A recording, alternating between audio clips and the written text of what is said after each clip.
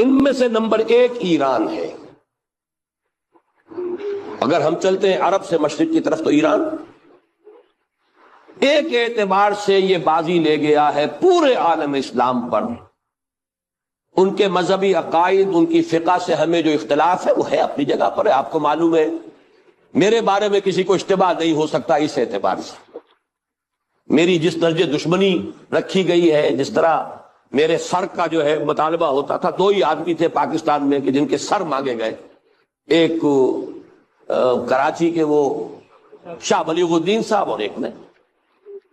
تو اس حوالے سے وہ اپنی جگہ پر اختلاف ہے، لیکن اس حقیقت کا اعتراف کیے بغیر نہیں رہا جا سکتا پورے عالم اسلام میں یہ واحد مسلمان ملک ہے جس نے بہرحال اپنی شریعت، اپنے عقائد کے مطابق ایک مذہبی انقلاب برپا کیا ہے، اور پورے عالم اسلام میں مذہبی سطح پر حکومت کی سطح پر فنڈامنٹلسٹ صرف ایک ملک ہے، یا دوسرا جو ہے تھوڑا سا وہ ہے سوڈان، لیکن اس کی اہمیت اس لیے نہیں کہ وہ کسی عوامی انقلاب سے نہیں بنا، بلکہ وہ تو فوجی انقلاب سے شکل بنی ہے جو بھی بنی ہے۔ اللہ کرے اس میں استقامت ہو، اس سے یقینی کوئی نتیجہ برآمد ہو جائے۔ خبریں بھی اچھی آ رہی ہیں، لیکن میں تو دنیا کا جو پرسپیکٹو ہے اس کے حوالے سے عرض کر رہا ہوں کہ اس پہلو سے ایران ان کا ٹارگٹ ہے، ٹارگٹ نمبر 1 ایک خاص اعتبار سے۔ ٹارگٹ نمبر 1 ایک دوسرے اعتبار سے ہم ہے، وہ میں بعد میں عرض کروں گا۔ چونکہ حکومت کی سطح پر فنڈامنٹلزم ہے اور وہ آیا ہے ایک عوامی انقلاب کے نتیجے میں، پھر ان کے پاس تیل کی دولت ہے، اس کے خلاف اکنامک سینکشنز بھی ہو جائیں تو اگر لیبیا کھڑا ہو سکتا ہے تو بہرحال وہ بھی کھڑا ہو سکتا ہے، اور نقشہ وہ دنیا کو دکھا چکا ہے کہ لڑا دے ممولے کو شہباز، یہ نقشہ بھی اس نے دکھا دیا ہے۔ یہ ہے ایران کا معاملہ۔ نمبر 2 پاکستان۔ پاکستان 400 برس کی تجدیدی مساعی کا امین ہے، امانت دار ہے۔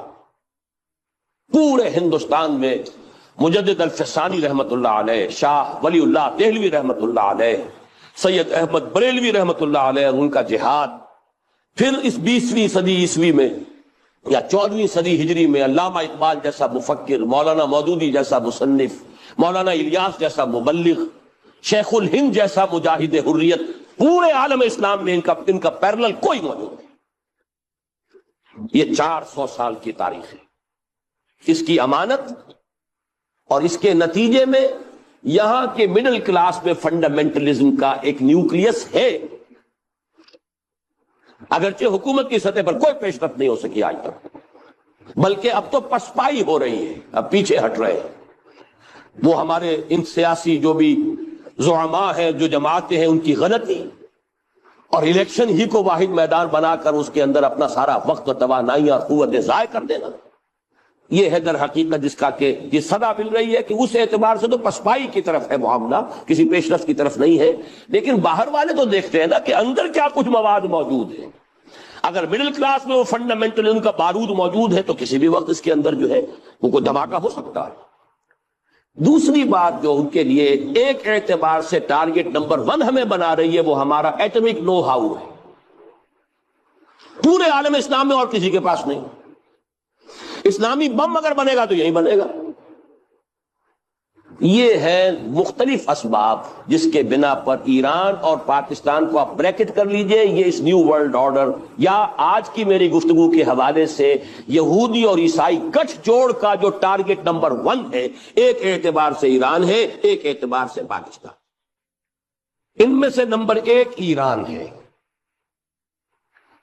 اگر ہم چلتے ہیں عرب سے مشرق کی طرف تو ایران ایک اعتبار سے یہ بازی لے گیا ہے پورے عالم اسلام پر۔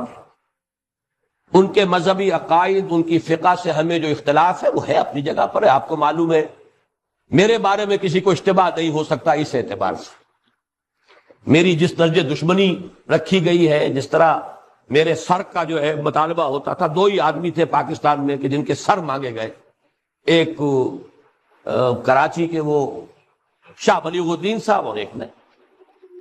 تو اس حوالے سے وہ اپنی جگہ پر اختلاف ہے، لیکن اس حقیقت کا اعتراف کیے بغیر نہیں رہا جا سکتا پورے عالم اسلام میں یہ واحد مسلمان ملک ہے جس نے بہرحال اپنی شریعت، اپنے عقائد کے مطابق ایک مذہبی انقلاب برپا کیا ہے، اور پورے عالم اسلام میں مذہبی سطح پر حکومت کی سطح پر فنڈامنٹلسٹ صرف ایک ملک ہے، یا دوسرا جو ہے تھوڑا سا وہ ہے سوڈان، لیکن اس کی اہمیت اس لیے نہیں کہ وہ کسی عوامی انقلاب سے نہیں بنا، بلکہ وہ تو فوجی انقلاب سے شکل بنی ہے جو بھی بنی ہے۔ اللہ کرے اس پہ استقامت ہو، اس سے یقینی کوئی نتیجہ برآمد ہو جائے۔ خبریں بھی اچھی آ رہی ہیں، لیکن میں تو دنیا کا جو پرسپیکٹو ہے اس کے حوالے سے عرض کر رہا ہوں کہ اس پہلو سے ایران ان کا ٹارگٹ ہے، ٹارگٹ نمبر 1 ایک خاص اعتبار سے۔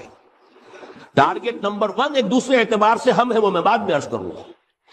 چونکہ حکومت کی سطح پر فنڈامنٹلزم ہے اور وہ آیا ہے ایک عوامی انقلاب کے نتیجے میں، پھر ان کے پاس تیل کی دولت ہے، اس کے خلاف اکنامک سینکشنز بھی ہو جائیں تو اگر لیبیا کھڑا ہو سکتا ہے تو بہرحال وہ بھی کھڑا ہو سکتا ہے، اور نقشہ وہ دنیا کو دکھا چکا ہے کہ لڑا دے ممولے کو شہباز، یہ نقشہ بھی اس نے دکھا دیا۔ یہ ہے ایران کا معاملہ۔ نمبر 2 پاکستان 400 برس کی تجدیدی مساعی کا امین ہے، امانت دار ہے۔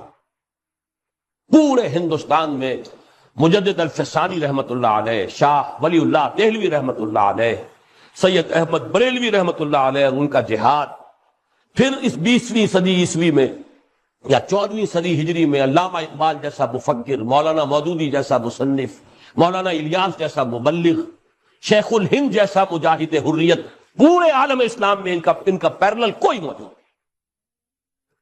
یہ 400 سال کی تاریخ ہے، اس کی امانت اور اس کے نتیجے میں یہاں کے مڈل کلاس میں فنڈامنٹلزم کا ایک نیوکلیس ہے،